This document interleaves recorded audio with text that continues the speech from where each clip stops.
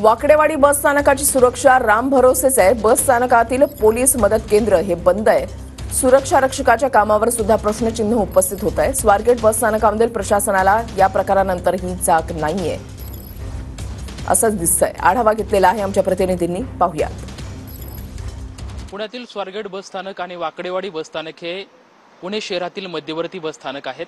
सध्या आपण पुण्यातील वाकडेवाडी बस स्थानकावरती आलेलो आहोत आणि जवळपास तुम्ही माझ्या पाठीमागे पाहू शकताय की सध्या पहाटेचे म्हणजे 3:45 वाजलेले आहेत।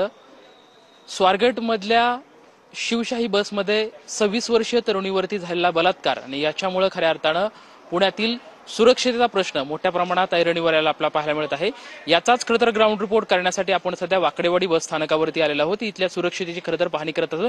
अनेक प्रवासी आपल्या गावाकडे जाण्यासाठी बसची वाट पाहत असतात। आपण पाहू शकतो की अनेक प्रवासी सध्या या ठिकाणी बसची वाट पाहण्यासाठी या ठिकाणी बसलेले आपल्याला पाहायला मिळते। याच्यामध्ये लहान मुले असतील, वयोवृद्ध असतील किंवा अनेक महिला सुद्धा आपल्याला या ठिकाणी पाहायला मिळत आहेत। तर आपण या ठिकाणी पाहिल्याच्या नंतर फक्त 2 सुरक्षा रक्षक या ठिकाणी आपल्याला पाहायला मिळत आहे। कुठलाही पोलीस कर्मचारी या ठिकाणी उपलब्ध नाहीत। सध्या पाठीमागे आपण बघत असाल, मी माझ्या कॅमेरामॅनला विनंती करेन की त्यांनी हे जे पाठीमागचं जे पोलीस केंद्र आहे याच्यावरती एक थोडंसं फोकस करावं।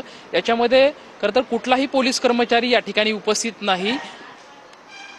पुण्यासारख्या खरं तर स्वारगेट बस स्थानकामध्ये जो प्रकार झालेला आहे बलात्काराचा, खरं तर अतिशय निंदनीय प्रकार आहे। सध्या पुण्यातील वाकडेवाडी बस स्थानकामध्ये आपण आहोत आणि जे पुण्यामधलं हे वाकडेवाडी बस स्थानक आहे, इथलं जे पोलीस कक्ष केंद्र आहे याच्यामध्ये कुठलाही पोलीस कर्मचारी या ठिकाणी उपस्थित नाही। फक्त 2 सुरक्षा रक्षक या ठिकाणी उपस्थित आहेत। अनेक महिला आपण पाहू शकता की या ठिकाणी अनेकशा महिला सध्या या ठिकाणी उपस्थित आहेत। खरं तर यांच्या सुरक्षेचा खरं तर मोठा प्रश्न उपस्थित आहे। मात्र कुठलीही सुरक्षता सध्या आपल्याला वाकडेवाडी बस स्थानकामध्ये पाहायला मिळत नाही। फक्त 2 सुरक्षा रक्षक या ठिकाणी तैनात करण्यात आलेला आहे। कारण की या ठिकाणून खरं तर हजारो प्रवासी हे महाराष्ट्राच्या कानाकोपऱ्यामध्ये ये जा करत असतात, प्रवास करत असतात। त्यामुळे सध्याच्या ज्या स्वारगेट मधल्या एका 26 वर्षीय तरुणीवर जो बलात्कार झाला आहे, खरं तर या बलात्कारामुळे अख्खं पुणे हादरलेलं आहे आणि त्यामुळे कुठेतरी आता पोलीस प्रशासनाला जाग आलेली आहे। त्याच्यामुळे पोलीस प्रशासनानं नक्कीच याची गंभीरतेने बाब घेऊन सुरक्षतेची वाढ करणं अतिशय महत्त्वाचं आहे।